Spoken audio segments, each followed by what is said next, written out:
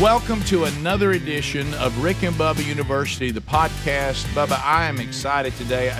It seems like when we first started doing these things, we're like, all right, 45 minutes is a long time. I know. But now the guests and the stories, I'm starting to feel like most of our guests lately, we could talk for hours. And Rick, we have an old friend today Yep. that we've known for a long time, and he does a very unique job.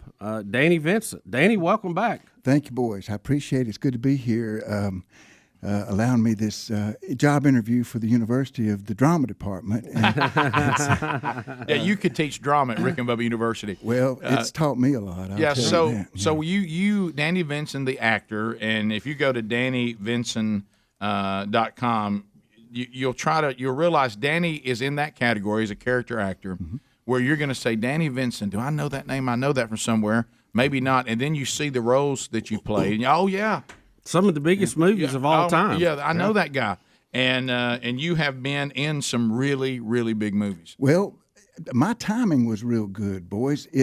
About the time the South started picking up those tax incentives, and this is to allow studios to come and work here for cheaper. You get so much cut off your taxes for the hotels and whatnot. And there I was. I had done commercials and music videos in Nashville and production work as a stand-in, and then suddenly, all of a sudden, these jobs started showing up with my Nashville agent, and I've never told y'all this. I think I don't remember the movie you guys were in, Rustin. Oh yeah. Okay, shot in Birmingham here. Yep. One of the first movies I read for. Really? Yeah, I mean, movies. Now, like I said, I'd done commercials and all kinds of whatnot there, but movies. This was a whole new era, and when the agent finally trusts you enough, they throw you in there. And I went and read, came here to read. Papa John was there. And, and a good casting director from here, Shirley Crumley, I'll mention her name, from Birmingham area, was my mentor, basically. We hooked up on Tom and Huck, the Disney movie up in Huntsville there. Well, I read for this movie, and I said, well, I didn't get it, but I wonder who got the part. And I was listening to the show one day, and I realized, Red got turned into two people. I read for Red. Did you really? I did not. I certainly did. And you know what I think?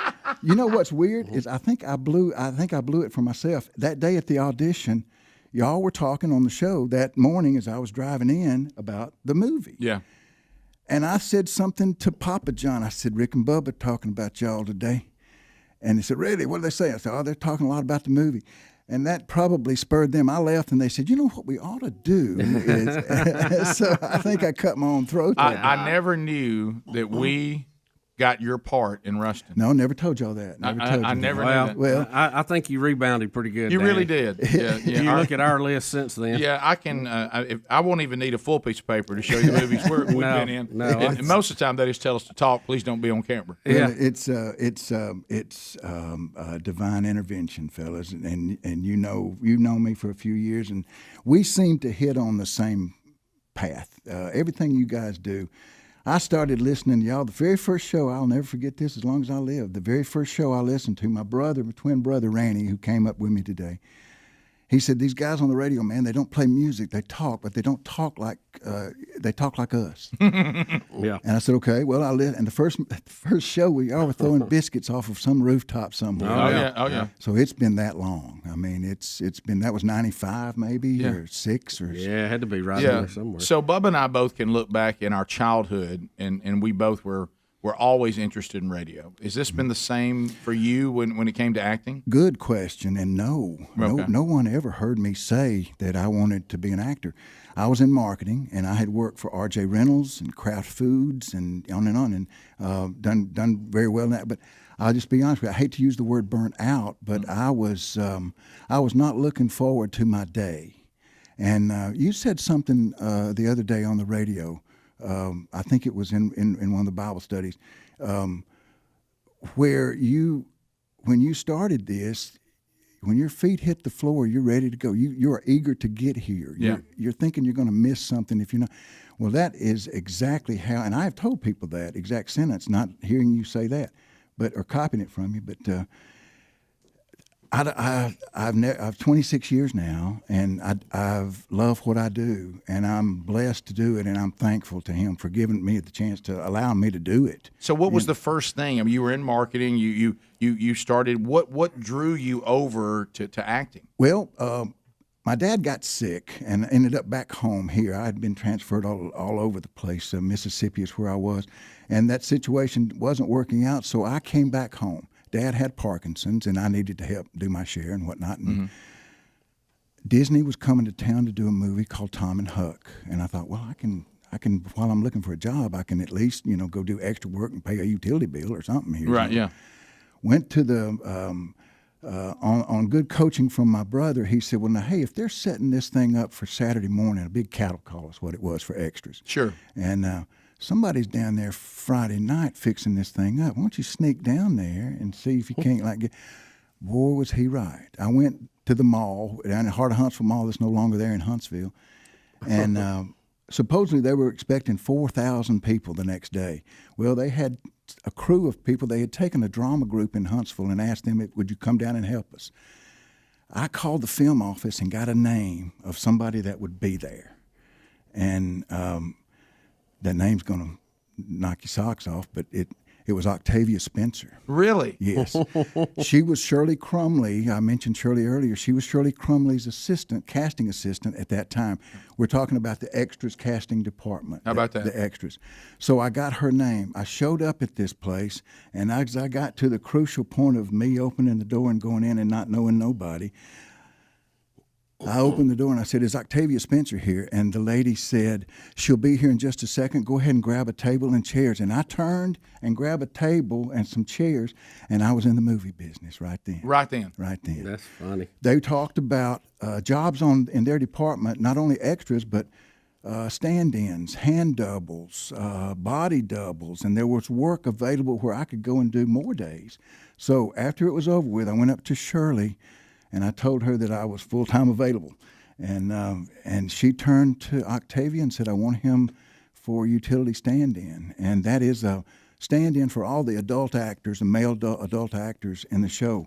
And so I worked 45 days on that film. And that was my film school. That was it. I learned the vocabulary. I learned to shut up. I learned to open my ears and shut my mouth. Yeah, But a good crew, I got yelled at, which was good the first day. I'll never forget. I looked down, it was over. I reached down and started grabbing cable to help a guy coil up his cable, and I'm not union. Uh-oh. And I got cursed by a man, told me to put down his cable. Oh, yeah. So I learned very quick. But pass those things on to a lot of people. Your son is one of them. I'm, tickled to be able. Well, you've been good to Blake and really helped him, and y'all got to work together, I think, on one project. Or Woodlawn, so far one, and Yeah. I know there'll be others. I hopefully anyway. Funny on Woodlawn, I could tell. I knew he was new, and he didn't admit to being anything but he was a smart cookie. I knew he must have been raised right, because he said he would ask me stuff, and he would ask good questions, and he could have probably gone ahead and tried to do something and not and fell down doing it, or picked up somebody's cables and started winding them like Yeah. But his dressing room was next to mine on one location. We were at Legion Field shooting, and his dressing room was next to mine. And I'm in there watching The Wizard of Oz on my computer or whatever, trying to kill time. And all of a sudden I hear, there's a bright golden haze on the, and I thought, God Almighty, and it was him, and he just came out singing, okay? Right. And that happened a lot. Right, yeah. He got that honestly. Well, that's what I learned, because one day y'all were, an intern was leaving the show, and I think Bubba or somebody asked her, what is something about Rick that the audience doesn't know? Tell us something about Rick. She said, well, how he'll just break into song for no reason. And I said, I knew he got it from somewhere. But yes, what a sweet guy, a good kid and a good actor. See, the thing I noticed about him first, knowing that was his first project, you know when you throw spaghetti up on the wall and it don't stick, right? You don't eat it yet. That's right. Yeah. Right. So it's not ready. Yeah. He was ready for this, man. He was gaining knowledge. It was like practicing football. Get better. Ask the right questions, and And I realized early to start giving some back. Like I said, I've been very blessed, and I thought, well, people young actors in Alabama, at that time I was in Huntsville. I don't want them walking in there and embarrassing themselves. They need to know what to expect and things. And let me take the mistakes I've made and save them 6 months and save them money and wasting headshot time or a lot of headshot photographers. And they do one, do a good one, and go and move on. But that's like I was raised right too.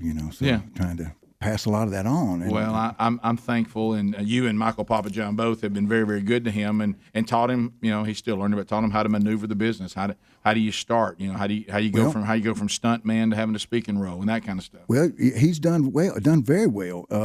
Also, too, it's luck. A lot of it is. Oh, sure it is. But we create a lot of that luck. If you be nice to people, they'll ask you back. And that I've done 10 movies with INSP.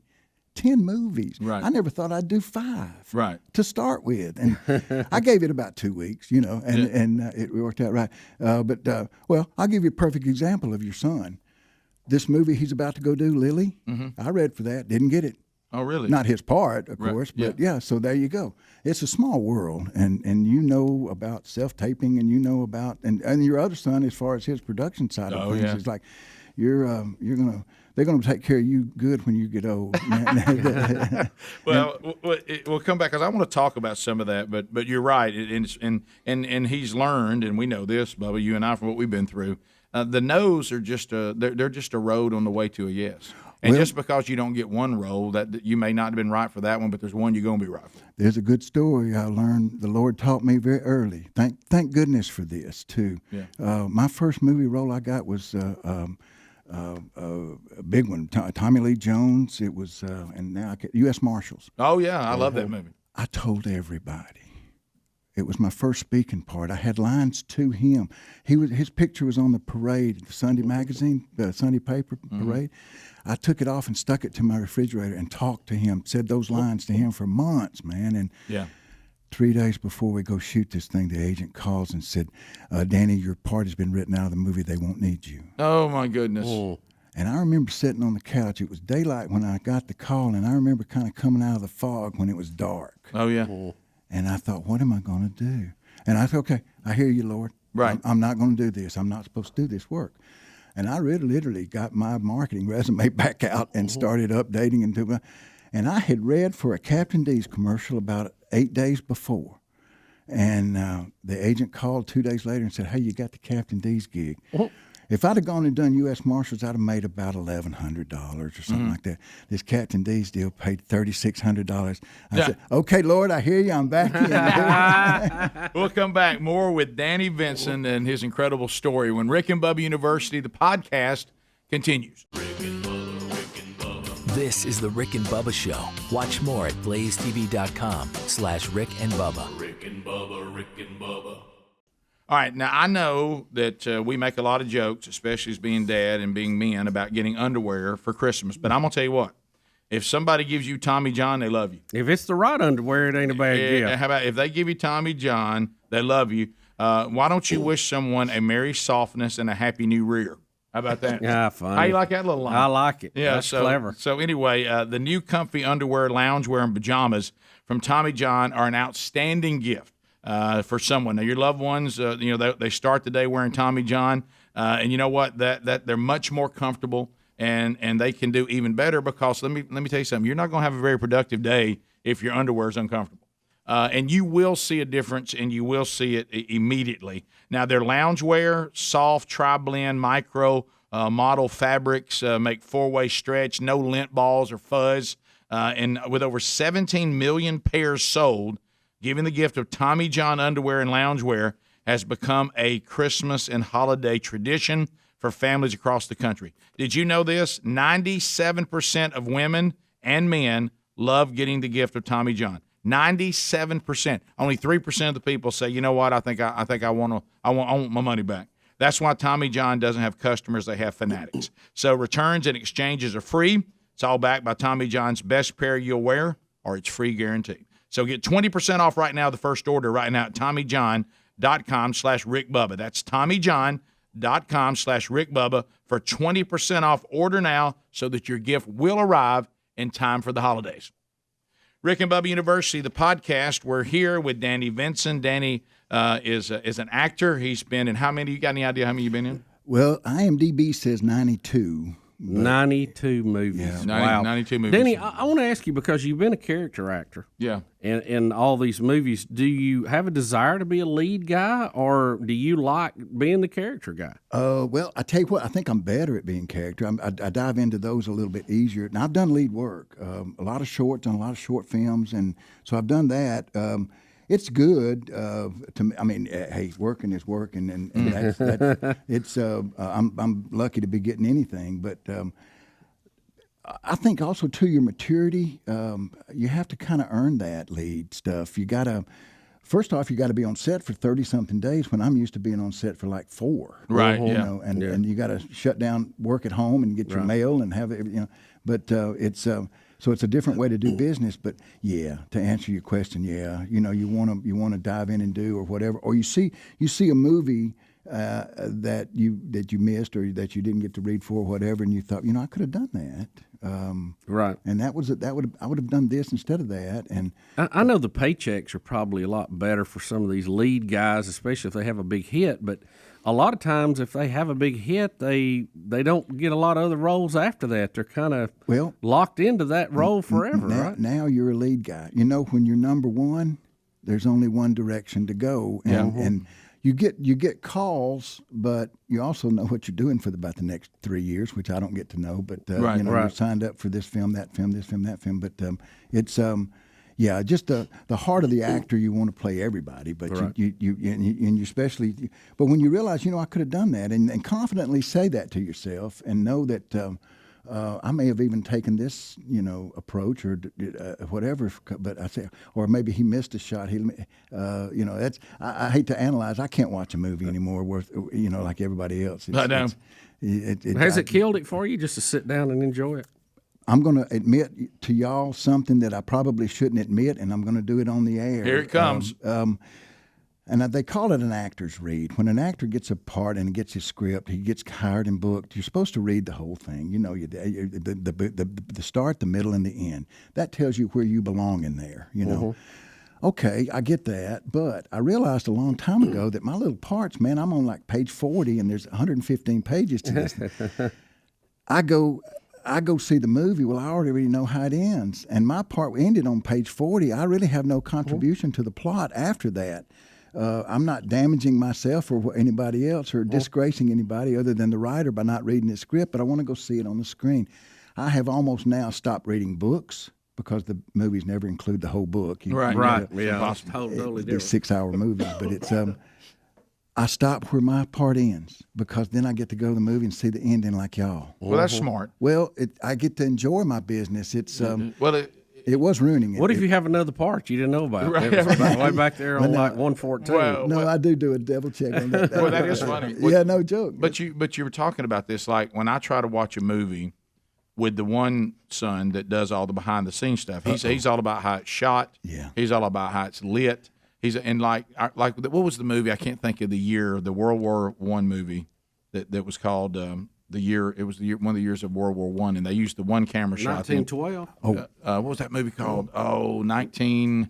I can't remember. Had to be 1910, 11, 12 in there. Yeah, it's in that. But anyway, and of course one camera. the one behind the scenes says, "Dad, let me tell you about this movie. They don't do like they're going to shoot this thing in one shot the whole time."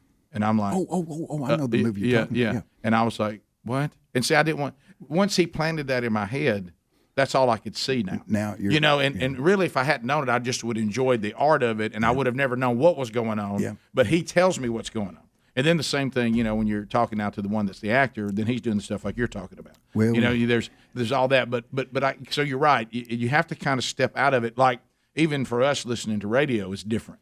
Because we're listening to it with a different kind of ear. Yeah. And sometimes you just have to say, look, I got to turn all that off and just listen to it. Yeah. It's We cheat a lot in movie business, and the audience doesn't know that a lot, but that's we do. And if we told you a lot of the secrets, it's no fun anymore. But the editors make you look good, and so you end up okay. So through all the roles that you played, yeah, and I know this is going to be probably an unfair question, but we're going to try it anyway. Okay. I have two questions. Okay. Number one, what has been your favorite role you've played so far? Okay. Okay, and then number two, what was the most incredible moment with an actor that we all know? That you went, wow, Yeah, can't you believe okay, this. yeah. Okay. So first, what was your favorite role you've played so far? The most fun I had was my third go around with Will Ferrell. Yeah. In a movie called The Campaign. Yeah. And Jay Roach directed that, the guy that did all the Austin Powers movies, and I had to play a snake handling preacher. Oh boy. And I saw that. Yeah. yeah, now my brother told me, he said, have they told you if you're going to have to handle snakes or not? And I said, no, and they would have had I, they let you know that, They need to. Well, this part contains nudity. I needed to know that before I got here. Right, absolutely, yeah. But so I get to set, and the snake wranglers show up. Uh-oh. Yeah. And Jay Roach, after lunch, we're to shoot inside this church, and we're down in New Orleans, or right outside of New Orleans, and across the Pontchartrain, and Warner didn't build us a real church either. That kind of got next to me. Will was in there using some language. We were in a real church. Uh-oh. I talked to him about that as we come out. Did you say something to him? Well, he said to me, "This concerns you, I know." He said, "Don't worry about that, man." He said, you got a family to feed just like I do. And I said, yeah, I guess God knows that. We've talked about it, but that's strong, dude. You're in there, and he kind of, each take is different with Will. Bless his heart, he's brilliant, but he goes a little too much for me sometimes, and that's just me because that's Yeah. But it's Jay walked me down the aisle of that church, just me and him in that church, and he said, "Now you don't have to do this. You know that?" And I said, "What's that?" He said, "We're going to handle the snakes today." Uh-oh. And I said, "Well, you want me to do it, don't you?" And he said, "Yes." He said, "Well," I said, "Well, then I'll do it." And that's when Bubba would have walked off the lot. Yeah, that's when I would have burned the whole place down. Well, y'all have had an influence on my career the whole through time. Did you realize I was chewing Rick and Bubba beef jerky in 42? We talked about heard that. That's great. It was in my mouth. I mean, that chaw That was fantastic. y'all. Yeah. A little known movie fact. It is. But I told him, I said, "I'll do it." I said, and maybe it'll help Will, because I had to hand 2 of the snakes to Will. Uh-oh. And he said, "Yes, it will help him. If you do it and act like it's no big deal. We're going to have a meeting. We're going to get together. The guys are going to tell you about them and all this." Well, we get there, and the only people allowed to touch these snakes are the wranglers, who are dressed as extras, and me and Will. Nobody else can get around these snakes. And so they've got us holding them, and they're teaching us how to not do and whatnot. If you start to grab a snake, it's like trying to hold water. You just be still. Well, they think you're a tree, and they just sit there. And by the end of the day, we were playing with them. It was really interesting. Now, were they poisonous snakes? No, non-poisonous. But I got another interesting bit that I got bit twice that day, and I wasn't supposed to. Danny. Yeah, oh boy. One little water snake. They gave me corn snakes, water snakes, and a carpet python. I had 6 snakes, 3 in each hand, and boy, what we do to pay the rent. I know it. I'm even But you have to uncomfortable remind with this whole yourself, segment. I must pay. I need this income Well- while I'm holding these snakes. I am, but here's again, you're playing with the big boys. This is Warner Brothers. Oh, this is big opportunity. You don't want to be that guy. That they say, well, Or you don't want to be the guy that did so good they call you back to do another scene. yeah, you got to be careful. They're snakes. I tell you, you need to call Danny Vinson. Yeah, boy, he did a great job with them babies. Well, and I thought, okay, we're supposed to overcome our fears. We're supposed to pass God's test. That's it. This is a God's test. I'm being tested. I've got to pass it. I've got to go. And this is just, nobody twisted my arm to be an actor, and here I am, and it's on me. I got to do this.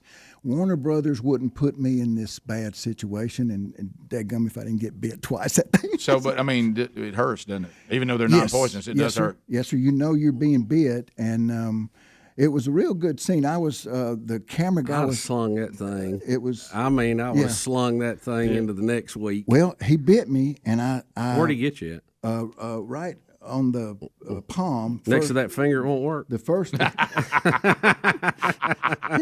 It took it about 6 weeks, but no, it's And it was strange. I was taking the snakes out of the box, supposedly like the preacher does. Yeah. Never been to one of those services, but I bet they're interesting. But I've been scared a few times in church, but I bet I really would be scared. Oh, no doubt about that. Yeah. Taking them, and I turn around basically and hit that pose that you just saw there. Yeah. And the cameraman is on his back, looking up at me. He's down like in the floor, looking up. And he's hoping you don't drop him. Well, Yes, he is. I don't go, but like turn around in one step and that's it, and then cut. It's really a quick little scene. But How quick did you let them things go? I didn't. Not quick enough. They were. I felt like they were like, I don't want to kill them, you know. Right, yeah. And so I grabbed him. I got yanked. Man, he bit me, and then I looked at I'll never forget Randy, my wrangler, my guy. Randy, I think I got bit. He said, which hand? I said, this one. He said, drop them. And he said, drop them. And I dropped them snakes on the floor. Here come the other wranglers getting them. And I remember taking my hand and looking, trying to look like back at it like this. And Ferrell is right behind me. Will's right behind me. Yeah. And he's about tall. that. Yeah, he's a big old boy. And I wasn't looking at him. And about that time I looked back, and his eyes were like, and his forehead got real flat. he turned around, I swear, he turned around to Jason Sudeikis, who's also in the movie. Oh, yeah. And he said, real deal. Real deal, man. Yeah. It's not playtime anymore. I'd have been calling the computer guy. Hey, let's add these electronically. And man, I believe everybody, including one of the Warner Brothers, came in and wiped me down. It was like they're taking care of me. One of the Warner Brothers. I kept telling. I said, Bugs Bunny came in. It's a paper cup. Come on, man. Okay. Let's go. Let's I'm go. all right. Here again, I didn't want to be that No, guy. you're right. You're right. And so the little rascal is a water snake, and he wasn't having a good day. He didn't like that lights and camera crap, but he bit me again. This time, Bubba, in the cuticle of my little finger, and that hurt. That really, I felt that. And I remember walking up to Will, and I said, that rascal bit me again, man. And he started getting, I said, no, I got a tissue. I just won't get blood on the wardrobe, you know. Yeah. And I didn't want that. I believe I'll take that one out of the mix. Same one? Same snake? That was one of the last shots with him, so I knew, here again, I just don't want to be that guy, man. Let me get in, get out, get my paycheck and credit, and we'll go. But Yeah. All right, we'll come back more with Danny Vinson on this edition of Rick and Bubba University, the podcast. This is the Rick and Bubba Show. Watch more at blazetv.com/Rick and Bubba. Rick and Bubba, Rick and Bubba. All right, so we do know this. We want to be able to go on the internet and do what we're doing and look at what we're looking at, and we really don't think that's anybody else's business. That's why you need to get Expressvpn to prevent ISPs from seeing your internet activity. Protect your devices with the best, Expressvpn. It's a simple app for your computer or smartphone that encrypts all your network data and tunnels it through a secure VPN server so that your ISP cannot see any of your activity. You truly are now back in your own space with your own privacy because you don't want to be tracked by the tech giants. They sell your information for a profit, and that's why we recommend Expressvpn because it's the best way to hide your online activity from your ISP. You just download the app, even I can do it. Tap one button on your device, and you are protected. Does all the work. All this without slowing down your connection. You don't have that concern. That doesn't happen. It's rated the #1 VPN service by CNET and The Verge. So stop handing over your personal data to the ISPs and the other tech giants who mine your activity, then sell off the information. Stop it. Go right now. Protect yourself with the VPN that we trust and keep you private online. ExpressVPN.com/Rick Bubba. That's ExpressVPN, ExpressVPN.com/Rick Bubba to get 3 extra months for free. Rick and Bubba University, the podcast. Danny Vinson, actor, is our guest. We were talking about you working on the campaign and being bit by snakes. yeah. But what you were talking about is you want word to get out that Danny Vinson comes. He does his job. He gets after. He's not a whiner. He doesn't complain. Unless it's I'll do a lot of stuff, but as you get older, there's some things that I need to have a little discussion. We need to work out the details. Yeah. So, but I noticed when we showed the shot of you with these snakes do they paint them with something because they look like rattlesnakes, but they're not? No, that was your boa carpet python. Oh, was they looked the most like a timber rattler. Oh, okay. Yeah, they had guys come on that set that day and do a puppet snake because Will gets bit by by his little snake. He gets bit, and his arm swells up, and he jumps through the window and everything. But it's speaking of Ferrell now, like I said, y'all got little connections in my career. It's in and out. Every 2 or 3 years, something happens that involves you guys, the chewing tobacco and the. But when I did Talladega Nights, oh yeah. Well, I was listening the day that you guys sent Speedy out chasing Will when we were doing Talladega Nights. Yeah, we got it. Right. He got on the show, yeah. And it called to your birthday, I think it was. Happy birthday. He was very nice. Well, when I got to set, I talked to him about that. I said, "Yeah, I was listening the day that they ran you down there." I said, and I made mention. I said, "Yeah, they're very popular." He said, I heard later they have. I thought they were local. I thought they were a local Birmingham deal, just 4 or 5 counties and that. About, And he said they're everywhere. I said, "Yeah, they are." I said they've got like 3 million listeners. I think at that time is what you had. Yeah. And he gave y'all a lot, man. Yes, he did. He said we've got to maybe go back there and do some promotional work for that area. I thought, well, they would love that or whatever. So I called Speedy when I got home. I called just to talk to somebody, an intern or somebody, just to let you guys know that. And the next thing I know, I'm on the radio talking to you about it. So that's, you don't mind better. Okay, well, and no, I'm here. But and of course, here again, that's when Greg didn't think I was really an actor. He didn't believe that was that's me. right. You remember that? Thank goodness for IMDb. Yeah, that was. Well, it's not the first time Greg's been passionately wrong. Danny, don't worry about it. Well, let's do this so we get this in for sure in the podcast, and then whatever's left, we'll go back and do some stuff in the past. Okay. So, American Underdog. Yes. It's coming out Christmas Day, right, with the Irwin brothers. Yes, sir. Just a couple of weeks, I guess. Yeah, and we've done a lot of work with Irwin brothers in the past, and what they've done in that category of faith-based movies is well documented, and it gets better and bigger, it seems, as we go. So this is the Kurt Warner story, and you play who in this movie? I am Kurt's father-in-law, Brenda, his wife.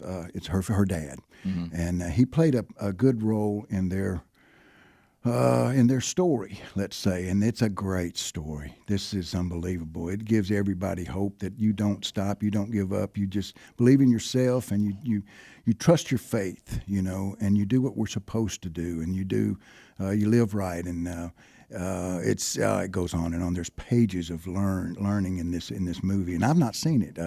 I go to L.A. next week to the premiere, and we'll see it for the first time there, and that's a milestone for me. That's my first Christmas Day release. Oh, really? And it's my first Mann's Chinese Theater, Hollywood big after party and everything deal. Man. Oh, that'll be cool. Yeah. So let me tell you another historic place. Right across the street from Mann's. Oh, boy. Is a hotel called the Roosevelt. I'm staying at the Roosevelt, Bubba. That is the hotel that Willie and Wanda took place in. Oh, is it? That is the hotel where we were. I never knew that, but I know Willie and Wanda's story. Yeah, like you'll feel different going to bed in there, won't you? Yeah. Well, that, and now my wife has researched everything, all these ghosts and stuff. Oh, yeah, it's haunted. It's the most haunted place in Hollywood. Oh, I know. We stayed there. We got up early and did the show, and it was like for their time, it was real early. Because even 6 o'clock here was 4 out there, and they'd set us up in a little room up there, and we were being loud. And I thought, well, I know this is going to go over good. Well, do you remember when because people had told us those ghost stories? Okay, I want to warn you about this because it may happen to you if you've never stayed there. No, this first. So I'm heard all these stories, and of course we get up. It's 4 o'clock in the morning. Well, I turned the corner, and Charlie Chaplin is sitting on a bench, and I was like, "Oh my gosh!" But that was a statue, though, Rick. It was. I want to warn you, it's not. But if you've heard that, and you see the statue of Charlie Chaplin sitting on a bench, it's not real. I just want you to know that because it's there. It scared Rick. It scared me to death. I thought, oh my gosh, I'm seeing Charlie Chaplin sitting on the bench in the hall. It's just a statue. It's just a statue. Yeah, they do have a Charlie Chaplin. That's not fair. That's a great place too because you can see out the window the Hollywood sign up there, and you got Mann's. Yeah. And you got all the hands and feet print on the sidewalk. It's so and all cool. that. It's really a neat area. You'll love this. And Dennis Quaid again is working with the Irwin brothers. I think one of the best performances Dennis Quaid's ever given is in I can only imagine. Oh, I do too. Yeah, and he's in this as well, right? Well, yeah, he's I think about a month and 6 days older than I am, and I've got to talk to him next week at the premiere and find out what he's doing to stay looking younger. Right. So you've worked with had you ever worked with Dennis Quaid before? No, I never had, and I didn't get to meet and work with him. Y'all were never there at the same time? No, he did. I did all the early stuff. He was in on the football stuff. So we shot in Oklahoma City back in February during that unbelievable ice storm. We went. Hey man, we just ducked our heads and dove and go, man. And now with COVID, doggone it, the transpo, they don't come and get us anymore at the hotel. They give us a car and we have to drive ourselves. Oh, really? So I was slipping and sliding all over Oklahoma. Oh, my goodness. Trying to get to the sets. And you're from Alabama. You don't know how to drive in that. Well, no, but they don't ask that question. They just give you the keys. Yeah, and they don't tell you about snakes. They don't tell you about snow and ice. It's amazing what you learn. Danny, how many movies you got in the hopper right now? I mean, I know you've been credited with 92, and you've got this Kurt Warner movie, which is going to be huge coming out. But you got other ones in the hopper too, right? I've got a thing for NBC. It's TV. I do a lot of TV now too nowadays, thank goodness. But sometime in January, I'm not sure. There's a show ABC has coming out that's it's an interesting concept. Will Smith's money, Jay-Z and Beyonce produced it. It's called Women of the Movement, and it's a 6-part miniseries, if you will. I don't think they're using that term, but on famous black women. This one is the Emmett Till story, and his mom and her heroic role she played in all of it. And it's I play a juror in that, and I'm in 3 of those 6 episodes. I've got to deal with HBO. Like I say, me and the Lord have had many conversations about my work, but went over and worked with Danny McBride and them for HBO on a show called Righteous Gemstones. That's here again a little bit of a stretch for my taste, but I got a cat to feed, so you know we got to do the work. But it's a good role, but the show is kind of I don't know, off color for you know. But it's and I worked with Danny on Eastbound and Down. That was also Will Ferrell's deal. But so I known him for many years. But you know, I love just watching movies trying to find you, Danny. Just because to find you. There's a pretty good chance you're going to be in it. You know, I mean, if it's one that I go to see. I know him. That's Danny Vinson. Well, it's Diary of a Wimpy Kid. You know, if you I were got, in that group. Diary of a Wimpy Kid played Hog Man in that one. It's funny. I got the young kids with that one. Yeah. And if I'm at a table and with, me. Well, and a lot of older, too. I thought Harry Potter was for kids until I watched it, you know. But it's I can get the young audience with Diary of a Wimpy Kid. I can get the middle-aged group, the millennials, with Walking Dead. Yeah. And I can get the old guys with Robert Redford. You know, do you know Robert? I worked with Robert Redford and Bobby Duvall. Yeah, you know Robert Duvall. And people get on me for calling him Bobby and that. But, you know, if you want me to call you Rick, I'll call you Rick. Well, he says call me Bobby. Well, I call him Bobby. Well, that's what it should be. Bob Redford. You know, they think I'm being big shot, but that's what they said to call him. And Sandy Bullock and, you know. Okay. We'll come back and we'll continue more with Danny Vinson when Rick and Bubba University, the podcast continues. This is the Rick and Bubba Show. Watch more at blazetv.com/Rick and Bubba. Rick and Bubba, Rick and Bubba. Well, I think with all the pressure that the pandemic and the stress of the economic and you know, driving on ice in Oklahoma, handling snakes, and and you know, a lot of times life can you say, look, I just need to relax, and Headspace is going to offer that to you. It's the power of meditation with Headspace, and what they do basically, you can go and you can download all kinds of things for you to listen to that really help you relax. You know, there's been all kinds of studies that have been done on this, but Headspace is one of the most science-backed meditation apps in the world, proving meditation really does work. Now, the study says in about 2 weeks, Headspace can reduce your stress by 14%. So I'm going to tell you, you know, when you first hear it, you're kind of skeptical of it to begin with, is you know, and that's okay. But use the app for just a few minutes each day, and I promise you it's going to help you feel better.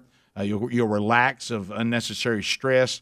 You know, it'll help you if you're being anxious, got some anxiety. It'll help you with that. You really will feel the difference. So if you'd like to find out more about it, this is an opportunity for you to move. So find some Headspace. Go to headspace.com/Bubba. We'll get you 1 month free of their entire meditation library. The best Headspace offer available. Let's go to headspace.com/Bubba. Make sure you got that on there. Headspace.com/Bubba. We'll get you 1 month for free, and you will see the difference. All right, so Danny Vinson is with us. We got a few more minutes. So the other question I asked you, Yes. you just mentioned things like Robert Redford, Robert Duvall. You told us about Tommy Lee Jones, even though that was cut out. Yeah. So what has been the moment you as a character actor when you're interacting with some of these, the greatest of all time, that you say, this was one of my favorite moments? Well, Or intimidating moment or whatever it was. Well, it was one of those where you realize either everybody's gonna know, or I've got to pass this little test here. Yeah. I was doing, and it's real simple. You won't think about this, and it was real quick. But I was doing a music video for John Rich, Big and Rich. Yeah. And it was a song called "Shutting Detroit Down," kind of a novelty country song back when we lost Oldsmobile and all the car dealers. And I got a call to be up to read for this part on a Sunday, which not many people do in this business. That's a rare thing. Well, that means they're short on time. It was a music video for him to come up and read for this part. I read for this part, and all of a sudden, the next day, I get a phone call, and they say, "Would you be willing to come and do stand-in work for Merle Haggard on this video?" And I ain't missing that day. Yes, right, yeah. I'll be there. Yeah. Right. So yes, I took the gig. Well, come to find out, and I did a little research, but come to find out, this video is going to contain Merle Haggard, Chris Christopherson, and I can't remember his name. Mickey Rourke. Okay. Mickey Rourke. Yeah. Okay, big dogs. I'm thinking, Yeah, wow, right. that'll be a fun day. Well, about, I guess, 3 or 4 days before we go shoot it, I get a call from the agent. And they, at that time, and it's okay, I guess, to say this now, he's left us, but Merle Haggard had cancer, and they didn't want a lot of folks knowing that. Okay. He had good days and he had bad days. He had good weeks, bad weeks, and he was having a bad week. And so he had to bow out of this video. And now I'm to go in and play one of, not his part, they had to switch him around. It's about a car line up in Detroit where they're starting to fire or give the boys the pink slip that have been there for 30 years instead of, because they're costing them more and they got their pension building and everything else, so it's a bad deal. I had to fire, Merle was going to play the boss that fires Chris. Mickey Rourke is Chris's best friend, and he confronts him with it. Right. And you can see the video, like I say, it's called Shutting Detroit Down. Well, I now am hired to play Merle's part. They switched it around.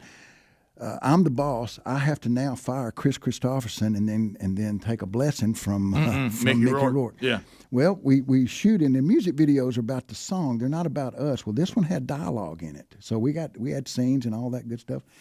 And I enjoyed the whole day. I got to spend they wanted me to make sure Chris knew his lines. So for about, I guess, an hour, it's just me and him in a dressing room, and we didn't talk much about the lines. We talked about everything. Yeah, right. Yeah, right.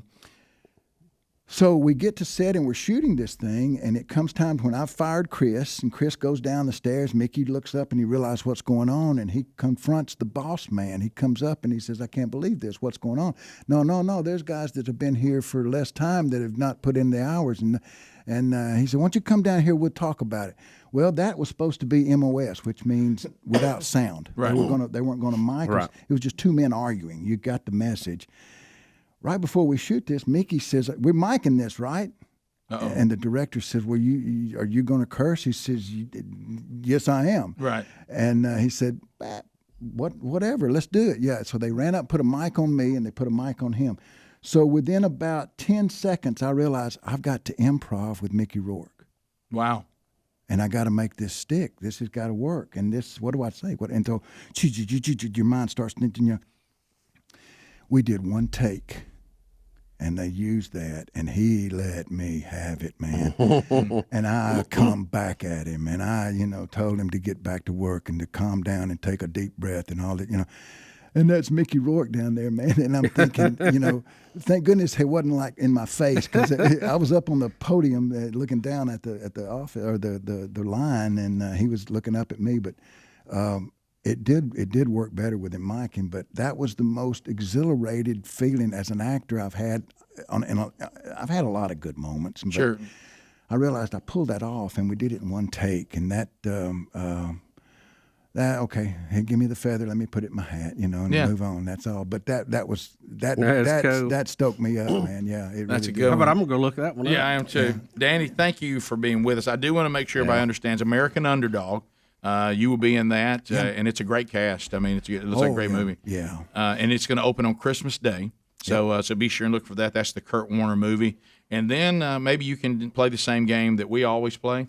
Watch any movie and ask the question, is Danny Vinson somewhere in this movie? Can you find Danny Will Vinson? he be coming up at any moment? If you want to see all the stuff he's been involved in, there's a lot. Go to DannyVinson.com. You've been a great friend of the show, and as I said, a great friend to my son, and I hope you'll get to work with the youngest son, too. Maybe he'll be behind the camera shooting. Well, and I know Hunter's in production, so Yeah. maybe he'll be on a set Yeah, one day. there's no telling with my bunch. You may have a whole Rick and Bubba kid crew putting something together one day. I've enjoyed the fellowship, brother. Thank you, Danny. Yes, thanks, Come Danny. back and see us. We'll do. We'll do. And thanks to all of you for joining us on this edition of Rick and Bubba University, the podcast.